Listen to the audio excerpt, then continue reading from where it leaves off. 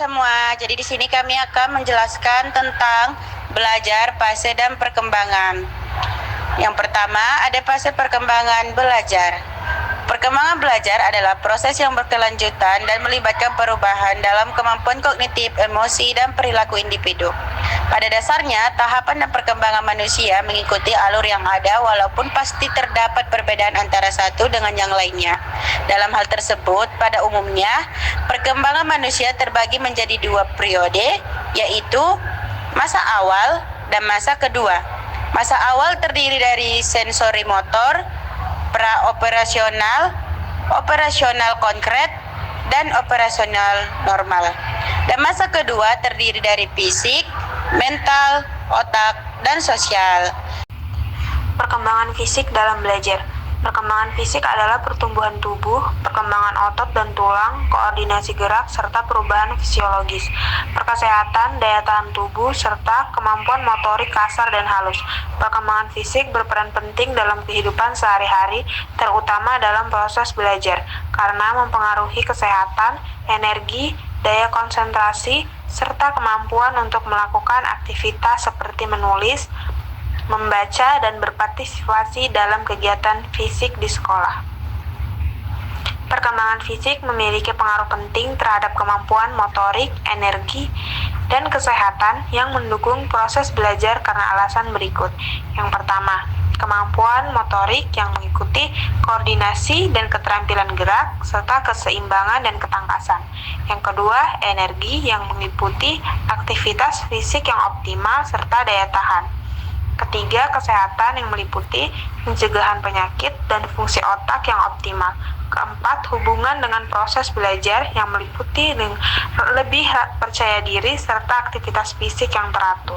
Perkembangan otak dalam belajar. 1. Pengertian perkembangan otak. Otak adalah organ utama manusia untuk menjaga keseimbangan fisik dan fisikis manusia, mulai dari tahapan perkembangan dalam kandungan, bayi, kanak-kanak, remaja, sampai usia dewasa dan lansia.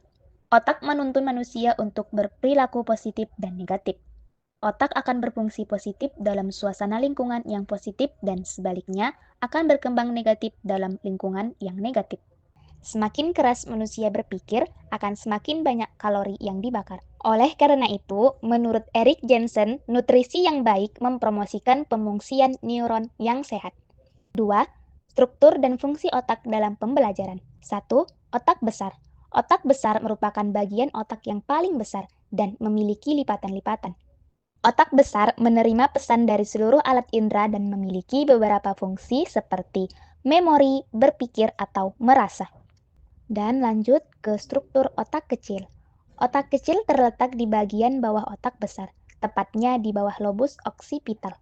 Otak kecil berfungsi untuk menjaga keseimbangan gerak tubuh, koordinasi otot, dan berperan dalam melakukan tindakan cepat maupun gerakan halus. Dan lanjut ke bagian struktur sistem limbik. Sistem limbik adalah bagian otak yang mengatur emosi, motivasi, memori, dan respon terhadap stres.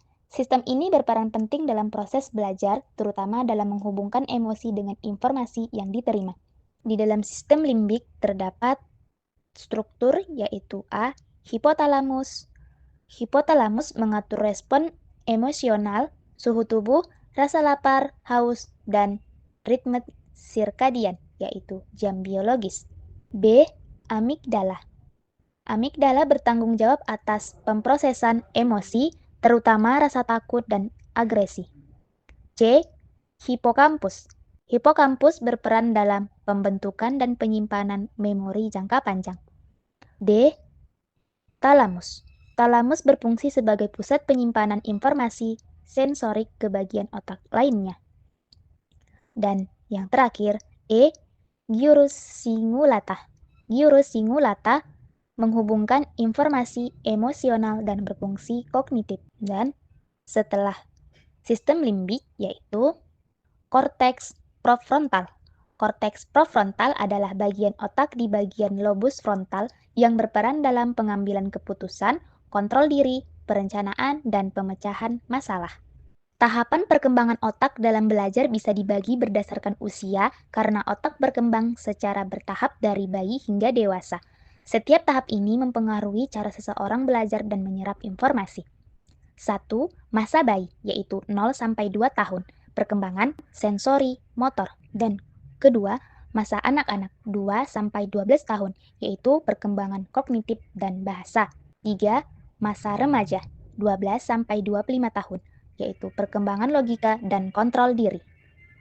Dan yang terakhir, masa dewasa 25 tahun ke atas, yaitu pemeliharaan dan fleksibilitas kognitif. Perkembangan kognitif dalam belajar. 1. Pengertian perkembangan kognitif.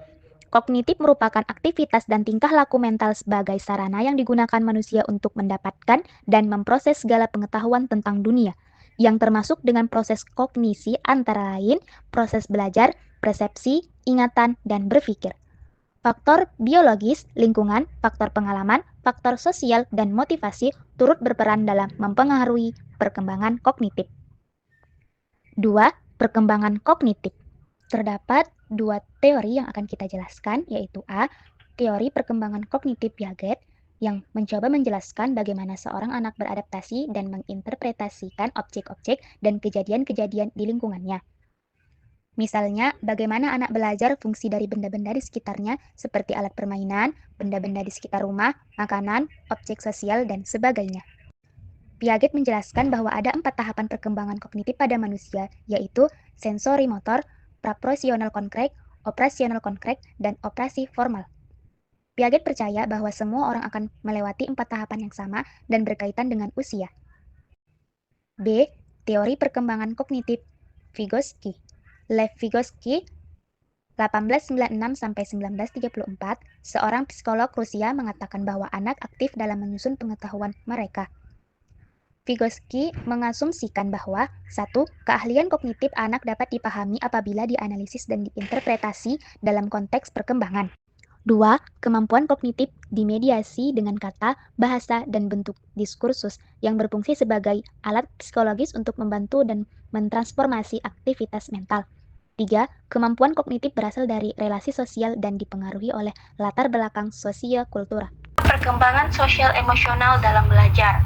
Pembelajaran sosial dan emosional dilatar belakangi dari keyakinan bahwa peserta didik tidaklah cukup hanya mengembangkan kemampuan akademisnya saja. Namun, aspek sosial dan emosional juga harus dikembangkan. Berbagai hasil penelitian menunjukkan bahwa kompetensi sosial emosional berperan penting dalam belajar dan kesuksesan dalam hidup seseorang. Perkembangan sosial berarti perubahan perilaku agar mengikuti keadaan dengan tuntunan sosial.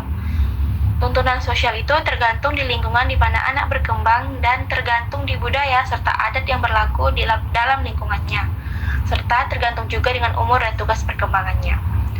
American Academy of Pediatrics menyatakan bahwa perkembangan emosi mengacu pada kemampuan anak agar mempunyai pengetahuan dalam mengelola serta menampilkan emosi secara baik. Misalnya, ungkapan emosi yang baik juga emosi yang tidak baik. Anak bisa berinteraksi dengan temannya serta orang yang lebih dewasa. Perkembangan sosial emosional adalah kegiatan belajar beradaptasi untuk mengetahui situasi dan perasaan sewaktu berhubungan dengan orang lain pada keadaan di sekitarnya. Pembelajaran sosial dan emosional dilaksanakan melalui mendengar, mengobservasi, serta mengimitasi sesuatu yang diamatinya. Pembelajaran sosial emosional atau biasa disingkat dengan PSE adalah kegiatan pembelajaran yang membantu anak mengembangkan keterampilan sosial dan emosional yang diperlukan untuk keberhasilan dalam hidupnya. Dalam konteks pendidikan, PSE dapat membantu meningkatkan motivasi belajar anak di sekolah. Kesadaran diri ialah kesanggupan dalam memahami dan mengenali perasaan dan emosi diri sendiri. Dalam konteks pembelajaran, kesadaran diri dapat membantu anak-anak memahami kekuatan dan kelemahan mereka dalam belajar.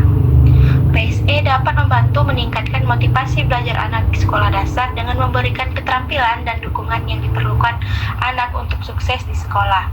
Anak yang mempunyai keterampilan sosial dan emosional yang kuat akan lebih termotivasi untuk belajar dan berpartisipasi dalam lingkungan belajar mereka. Selain itu, PSE dapat membantu mengurangi stres dan kecemasan yang terkait dengan belajar, yang dapat mempengaruhi motivasi belajar anak. Penelitian telah menunjukkan bahwa perkembangan sosial emosional dapat meningkatkan motivasi belajar anak sekolah. Salah satu penelitian oleh Darlak pada tahun 2011 menemukan bahwa program PSE yang efektif dapat meningkatkan motivasi belajar anak sekolah dasar. Penelitian ini melibatkan 213 sekolah di Amerika Serikat dan melibatkan lebih dari 27.000 peserta didik. Hasil penelitian menunjukkan bahwa program PSE yang sesuai bisa meningkatkan prestasi akademik dan semangat peserta didik dalam belajar. Penelitian ini juga menunjukkan bahwa PSE memberikan dampak bermanfaat pada jangka pendek dan jangka panjang. Untuk jangka pendek, program PSE ini akan memberikan dampak seperti positive attitudes towards self and others. Dan untuk jangka panjangnya, PSE akan memberikan dampak seperti positive behavior, academic success, dan mental health.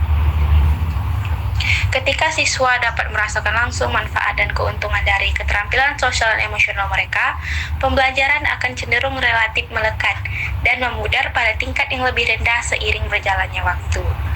Peneliti dan pendidik terkemuka merekomendasikan bahwa program PSE akan paling bermanfaat ketika diimplementasikan secara terencana, berkelanjutan, dan sistematis dari prasekolah hingga sekolah menengah atas. Perkembangan moral dalam belajar. Moralitas adalah suatu hasil dari nilai yang bersifat antara baik dan buruk, hingga terjadinya keterlibatan pada aturan yang mempengaruhi pada perilaku anak, di mana perilaku anak adalah jujur, disiplin, hormat, patuh, dan lain-lain. Hal tersebut merupakan sikap yang wajib dimiliki oleh anak, karena sikap itu akan terus berkembang sampai anak tersebut dewasa dan memiliki keturunan. Ada dua faktor yang dapat mempengaruhi perkembangan moral pada anak, yaitu 1. Faktor internal, yaitu faktor internal adalah faktor genetik atau sifat bawaan yang ada pada diri siswa. Kedua, ada faktor eksternal. Faktor eksternal adalah faktor yang berasal dari luar diri siswa seperti perkembangan moral dibentuk oleh lingkungan. Siswa akan memasuki nilai yang ada di sekitarnya, baik dari lingkungan keluarga maupun masyarakat.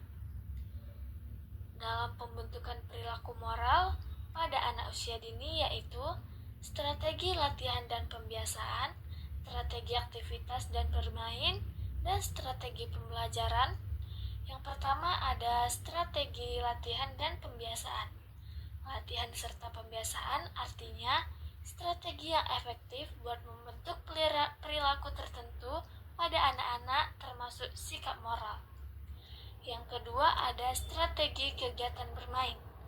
Bermain adalah kegiatan yang dilakukan oleh setiap anak, bisa dipergunakan dan dikelola untuk perkembangan perilaku moral pada anak.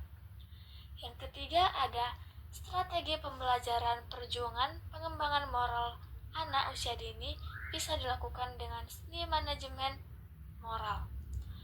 Pendidikan moral dapat disamakan dengan pembelajaran nilai-nilai dan pengembangan watak yang dibutuhkan untuk dimanifestasikan pada diri dan bersikap seseorang seperti kejujuran, keberanian, persahabatan, serta penghargaan. Baik, di sini saya akan membacakan kesimpulan dari materi yang telah kami jelaskan, yaitu belajar merupakan proses penting yang berlangsung sepanjang kehidupan dan dipengaruhi oleh perkembangan otak serta fase-fase tertentu dalam kehidupan seseorang. Setiap individu mengalami fase perkembangan kognitif dan otak yang berbeda, yang mempengaruhi cara mereka memahami, mengingat, dan menerapkan informasi. Pada masa bayi dan anak-anak, otak berkembang pesat sehingga pembelajaran berbasis pengalaman dan stimulasi sensorik sangat penting. Masa remaja ditandai dengan perkembangan berpikir kritis dan kontrol diri. Meskipun masih dipengaruhi oleh emosi, masa dewasa merupakan tahap di masa pemikiran logis dan fleksibilitas kognitif semakin matang, tetapi tetap memerlukan latihan dan stimulasi untuk menjaga daya ingat. Faktor-faktor seperti lingkungan, emosi, motivasi, dan interaksi sosial berperan besar dalam menentukan aktivitas belajar. Memahami hubungan antara fase perkembangan dan cara belajar yang sesuai dapat membantu seseorang untuk mencapai potensi terbaiknya.